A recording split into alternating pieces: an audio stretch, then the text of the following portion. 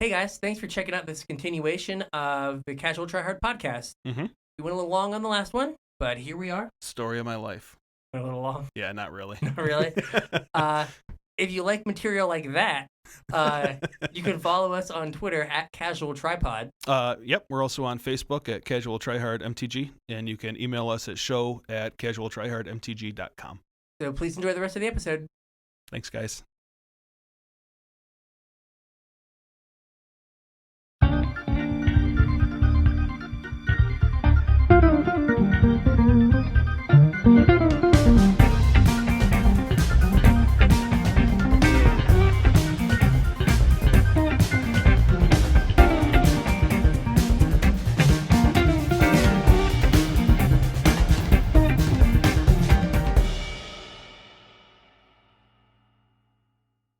So this next card, You're super excited for. Maybreak, maybe not even break, it's not the right word, will be played in Modern Mhm. and maybe Legacy. Mhm. And that's Emery, Lurker of the Luck. Mhm. Every ability this card has been broken in the past. Right. And they just put them all on one card and we're just like, YOLO. Yeah. What could go wrong? Let's do it. It's a 3-mana 1/2. It's 2 and a blue. Sure, it's 3 mana. Let's go with it. It's 3 mana. Hey, that's what the card says. The card says 2 and a blue. This spell costs 1 less to cast for each artifact you control. So it has affinity for artifacts. Yeah, so it's going to cost blue a lot of times. Yep. When it enters the battlefield, put the top 4 cards of your library into your graveyard. Mhm. Oh, bummer. Yeah. What if my really good cards in the top 4? Tap. Choose target artifact card in your graveyard. You may cast that card this turn. Oh, that's what happens if you put your really good artifact card in your graveyard. Yeah, like your cauldron. Like your cauldron. Yeah. Or any number of busted modern things. Right. There's a lot of like random combo potential with this card. Yeah. Jeskai Ascendancy from Khans of Tarkir. White, blue, red for an enchantment whenever you cast a non-creature spell. Untap your creature and make it +1/+1. Untap all creatures you Untap control. all creatures. And they all get +1/+1 till end of turn. Yeah, you're only going to have Emery. Because if you cast that and then you play like Mishra's Bauble, Mhm. you can make your Emery arbitrarily large by just casting it over and over again. And then you'll draw that's pretty good. an arbitrary number of cards. Yeah. And if like your opponent taps out, you just kill them on the spot. You know, there's also been people talking about adding Paradox Engine to Urza.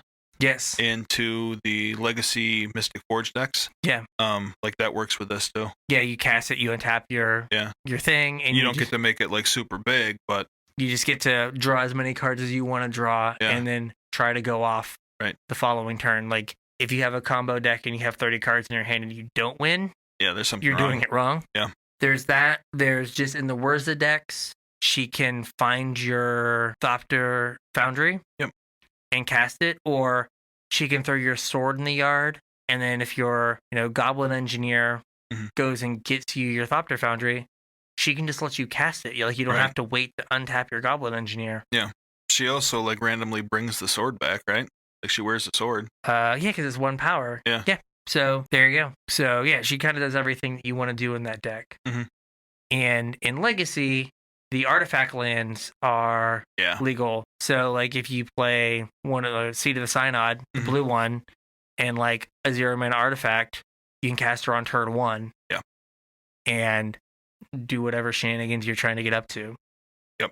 Put LEDs into play from the graveyard and... Oh, man. Hadn't thought about that. Just like, hey, here's 6 mana. Yeah. I have no cards in hand. We'll pitch your land, cast them out of your graveyard with Emery. Yeah. Yeah, this seems like reasonable. Seems fine. Seems fine. What could possibly go wrong? I should probably pick up my last LED. Yeah. Yeah. What could possibly go wrong? Yeah. This card does nothing fair in any format. No. Right? Because even in Standard, you self-mill, use her to cast your Cauldron out of your graveyard, activate your Cauldron, get back, fill in the blank giant thing. Yeah. All in all, this card is not fair. And just has multiple lines of text that have never been fair ever. Mm-hmm. What could possibly go wrong? We're going to find out. I'm going to find out. This next one is Venturous Gargoyle, which just kind of blunts aggro. Yeah, it's 1 and a blue for a 5/4 flyer. Huge. Yeah, 1 in the blue.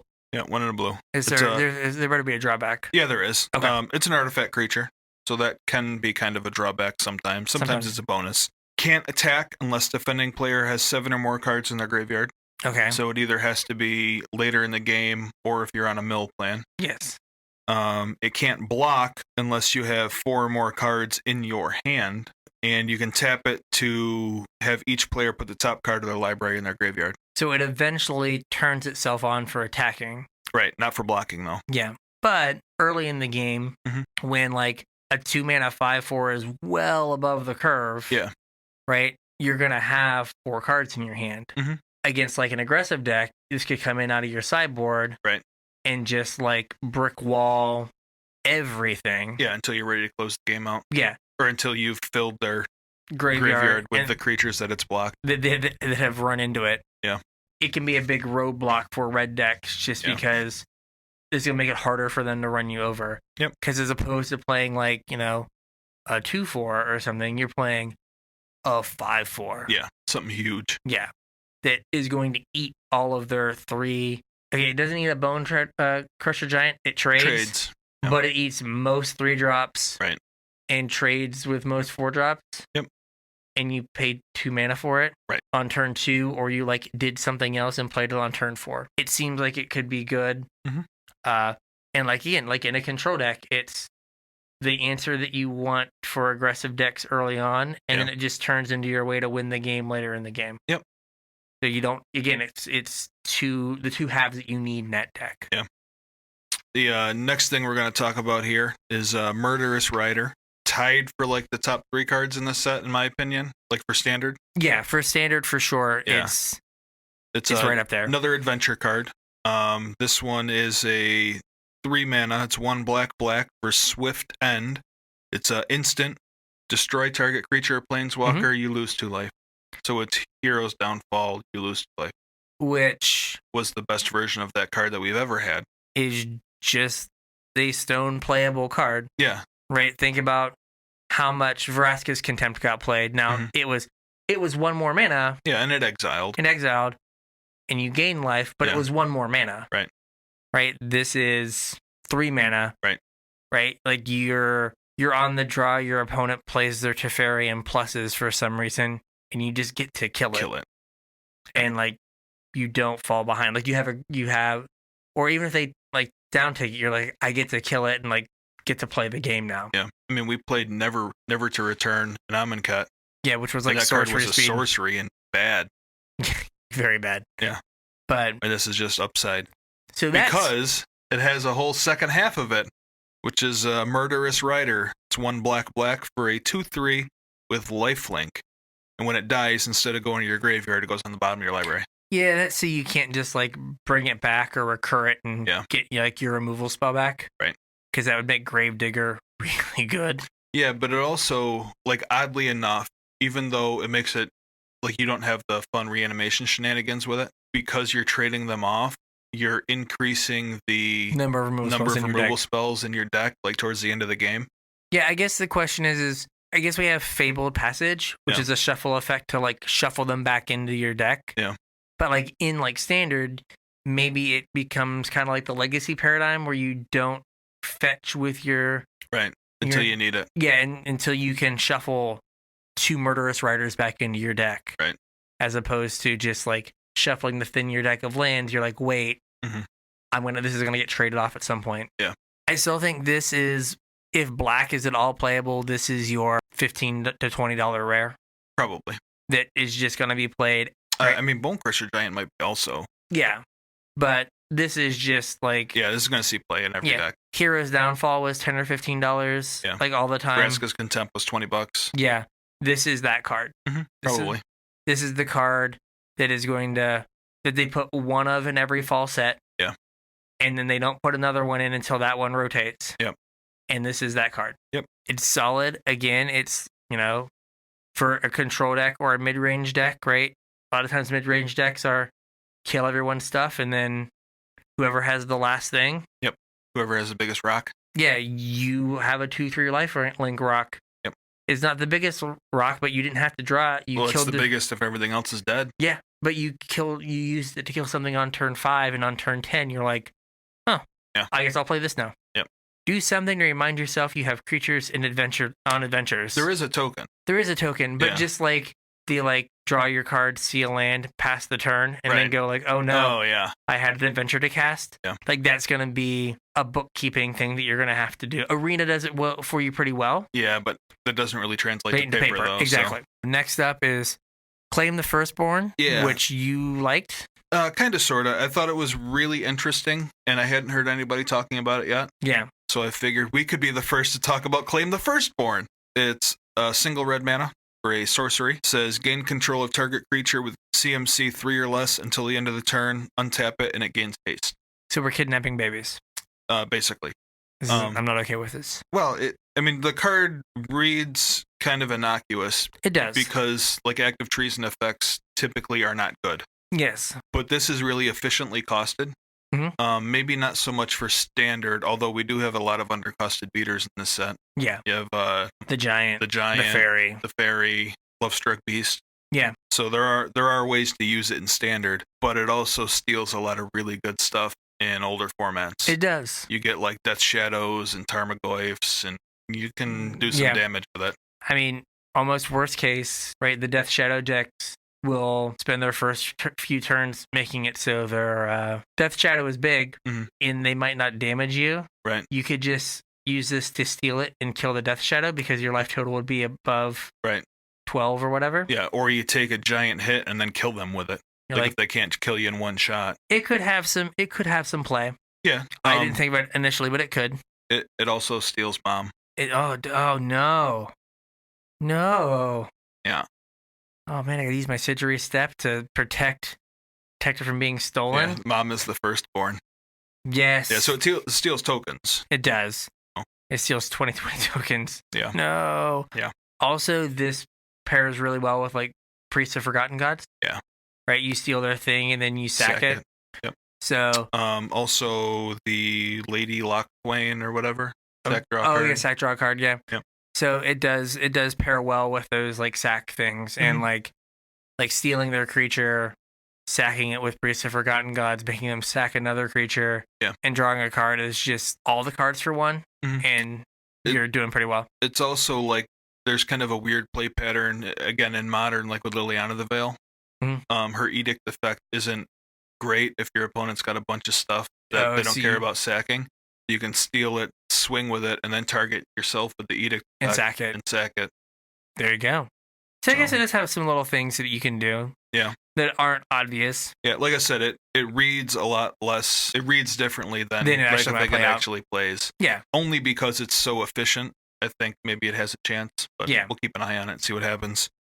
So here's a card that we can't figure out what to do with. This next one. There's Fires of Invention, 4 mana, red enchantment, which puts it at least leaning initially to do nothing. Right. You can only cast spells during your turn, and you can only cast 2 spells a turn.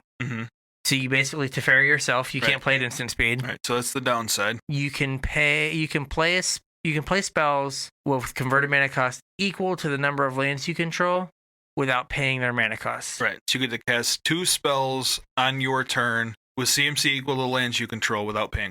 Yeah. So you can play this and then immediately play another 4-drop. Like the Big Angry Dwarf. Or Circuitous Route. You can then, if you have 5 lands in play, the next turn you can play 2 5-drop. It's really weird because it asks some very strange deck building questions of you. It wants you to play a whole bunch of 5 and 6 drops. If you're playing this on turn 4 and then going to turn 5, to have 2 of them in your... I'm not a math guy, but to have 2 of them in your hand, you're going to want 12-ish. Yeah, you're going to want a lot. Yeah. Also, you also need a bunch of lands because you want to hit your first 6 land drops. Yeah. So you're going to want 26-ish lands. There's not a whole lot of room left in there after you count 4 of these for things to keep you alive till then. Yeah. So it is super awkward as what the deck looks like. Yeah. Right. Is a super powerful effect doubling your mana. Right. See Nissa who shakes the world. Yeah. Doubling your mana is really good. Even if you just were slamming 2 5-drops, you're super far ahead. You catch up for playing a 4-drop that doesn't do anything. Yeah. How do you make all the numbers work that you aren't just that your deck works when you don't draw this, but when you do draw it, you just win. Yeah, that's the thing is I don't I don't know that you can make a deck that operates when you don't have this. Yeah. Because you're asking such constraints out of your deck. Yeah, it is super weird. Next up, we have my boy. Yeah, your boy. Merchant of the Veil. Mm-hmm. This is a common. We're all rarities here. Yep. Merchant of the Veil is a creature for 2 and a red. It's a 2/3. Pay 2 and a red. Discard a card. Draw a card. Yep. So it's a looter. A Rummager. Sure, it's a Rummager. And it's not a tap ability though. You can just dump all your mana into it. What I'm interested in is Haggle, which is its adventure, which is red. Mm-hmm.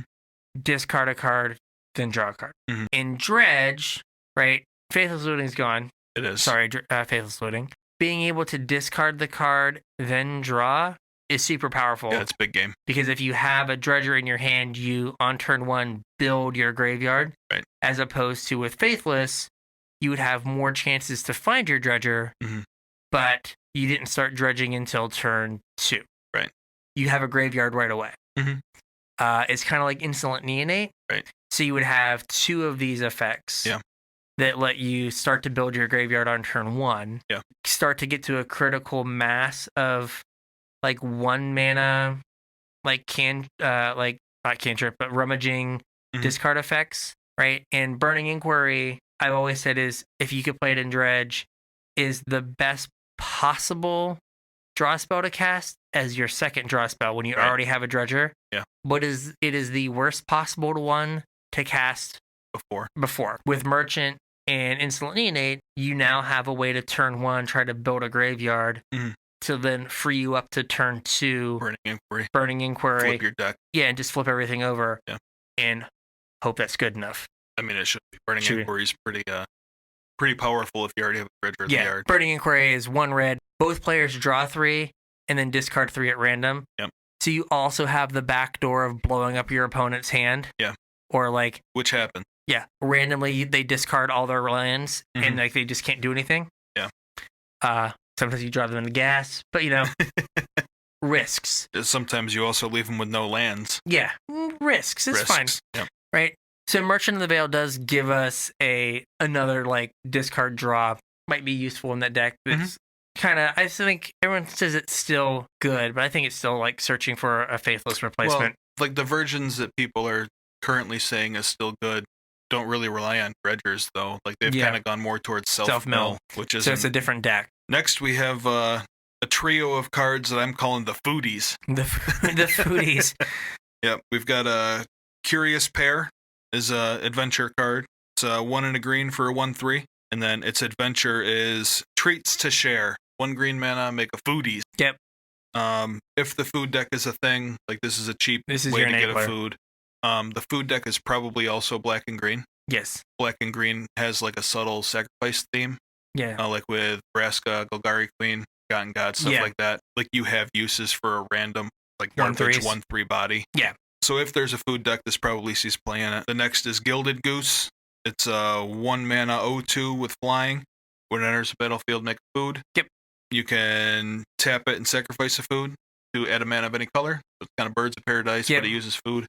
And this can also generate food. So what if you don't need mana? What can we do with this food? If you don't need the mana to pump in a Gilded Goose, you could always sacrifice 3 foods to Feasting Troll King. Okay. Feasting Troll King. This is my thing here. Yeah. 2 green, green, green, green. Yeah. For a 7/6 Vigilance Trampler. Mm-hmm. And now you usually want to cast these cards. You just want to get them back for little to no mana. Yeah. And he's like, well, if you cast me, I'll give you 3 food. Mm-hmm. Thanks, Feasting Troll King. If it's in your graveyard, you can sack 3 food and put it onto the battlefield. For free, no mana. Yep. So you have all these like random like food generating cards that are, then if you can like put a Feasting Troll onto the graveyard ahead on mana and just slam a 7/6. Yeah, I mean like the Gingerbread House and Curious Pair probably aren't good enough to play on their own, like if there isn't a dedicated food deck. But you also have cards like Gilded Goose and Oko that are good enough to play on their own. And then there's also like a few things that are food in addition to their other types. Yeah. So the Ginger Brute. Ginger Brute is also randomly food. And Golden Egg Yep. is also a food. The Golden Egg is like 2 mana artifact comes into play, draw a card. Mm-hmm. You can pay 2 to gain 3 life, and then pay 1 to make a mana of any color. It filters mana as well. So if you can get your Feasting King into your graveyard with 3 food on turn 3, Goose into the Golden Egg into the new discard Tormenting Voice. Yeah. Play Curious Pair, get your 3rd food. It's troll time. It's troll time. That sounds great. My experience with a reanimation deck say that'll never happen. Probably. But if there is a food deck, if there is a way that's just functional, this is a good thing that you could just cast it and then it just comes back.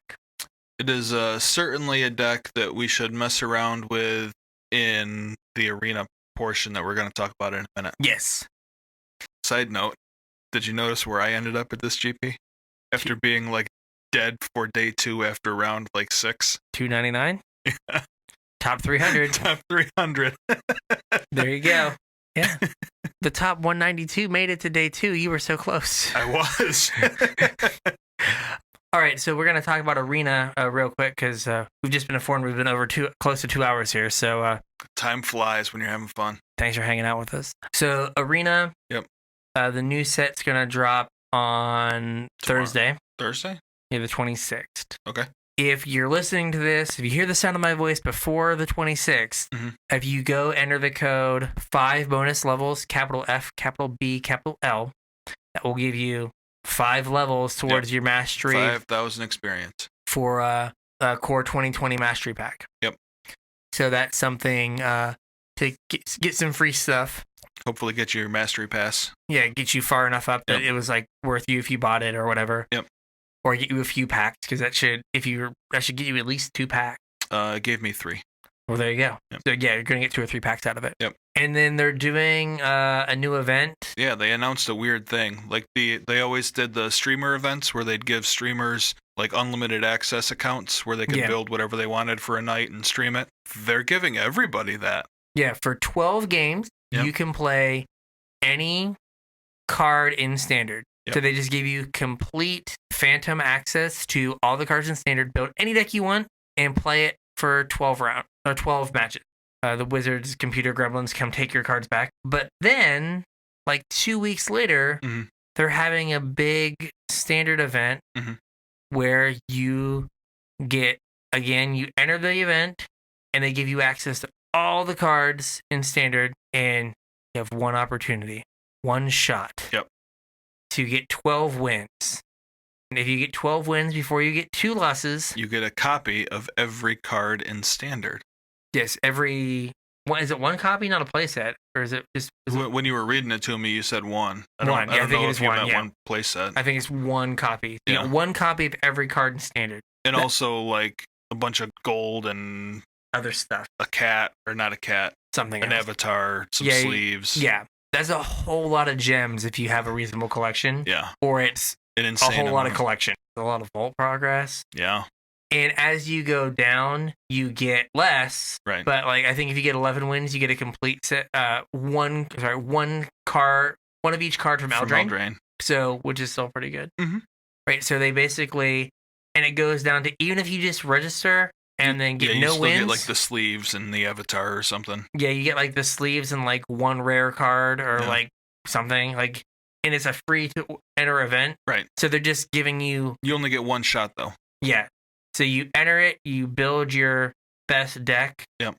With all the cards in Standard, and then you get 12 wins or 2 losses, and then you get whatever you earn from that. Yep. But the EV is infinite because you pay nothing. You pay nothing. Yep. And they gave you all the cards to play in so it. it's super easy. It's free money. It'll be interesting. I'm sure that there'll be a lot of people tweeting out how they did and deck lists. What decks they used. That'll be kind of the beginning of the Standard meta game getting figured out. Yeah. Because it'll be the SCG release weekend event, and then that event is the next Monday or something. Yeah. So that'll be where that all kind of shakes out. That's good because we need a whole bunch of data for our next event. Yeah, we got to figure out what we're going to play in Richmond. Yep. Which is a month away. 5 weeks or something. Yeah. Soon. Beginning of that is the big thing on Arena. I think they're still doing the core 2020 event for a few more days. Yep. Yeah, I haven't played Arena in 3 days. I'm jonesing. I haven't Like, it's weird. You didn't play enough Magic this weekend. You gotta go play some more Magic. I gotta get more gold, man. Can't just let Wizards not give me free gold. So I had an idea for new standard too. I don't know if you read this in the show notes or not. No, I did not. I think that we should have all of our listeners shoot us the list that they're working on. There you go. And we can like retweet them or put them on Facebook or whatever. There you go. Kind of have like a big roundtable discussion with all our listeners. There you go. So all your sweet new Eldraine brews. We can take a look. Yep, let us have them. Get everyone to take a look. Yep, we'll give you some feedback. Let you guys give each other some feedback. We got a reasonably sized community now, I think. Yeah. So. And if we register your deck, we'll put you down as a deck designer. There we go. 100%. 100%. Yep. I usually put the deck designer down as the internet, but I'll actually give you a name. Yeah, absolutely. Use like the internet. I will totally give you a shout out on the podcast and on my deck red sheet. There we go. And where's Nick? The nerd? Yeah. I don't know. I think he left us for Tim Hortons. Is he trapped in a Tim Hortons? I don't know. We haven't heard from him in forever. Oh, man, he might have got trapped in a Tim Hortons. Or got like attacked by a moose. Those are in Canada. They are. Yes, they are in Canada. Yeah, I hear they're mean. I don't think they have snow yet, so there's no excuse. Yeah. Nick. Come on, Nick. Come back to us. So I think that's all the stuff we wanted to hit on today, right? Is there anything else you want to talk about? Not really talk about, but I did want to mention that we are like going to get historic in like a week. Is it a week? Oh, yeah. Yeah. So, historic also. Yeah. Let's figure out new standard and historic. I think historic's already figured out. Probably. It involves Kethis, the Hidden Hand, and Emery. Yeah, probably. Good talk, everyone. Thanks for playing. Yeah, just 4-color. Hey, that deck was 4-color before. Yeah, that's true. 4-color, mill yourself harder. Yeah. And cast all your artifacts out of the graveyard. Yeah, in. Yep. Deck's going to be great. Let's figure out standard first, and we'll work on historic. Yeah. So, we purposely did not cover a whole bunch of our GP Atlanta trip this week because we knew we had a bunch to touch on with Eldraine.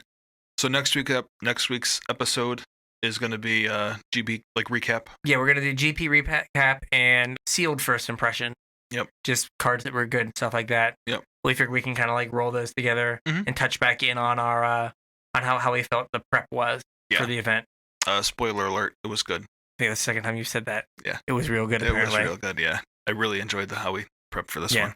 The week after that, we're going to do our Brawl episode, so stay tuned for that. That should be fun. We're looking forward to it. Yep. I think the plan is, unless you guys tell us otherwise, upgrades, like how to get the deck to, what looks like a reasonable thing. And I've already got the decks built in Arena. You're such a nerd. I have a 2-lane deck built with Swamps as the placeholders for Eldraine cards. Now, there is some new stuff that came out since I first did that, but yeah, we'll be putting that together. So, also, one more thing about Arena is that announcement where we got the open standard event announcement. They also announced some other things that are coming to Arena. Oh, friends list. Including a friends list. Yeah.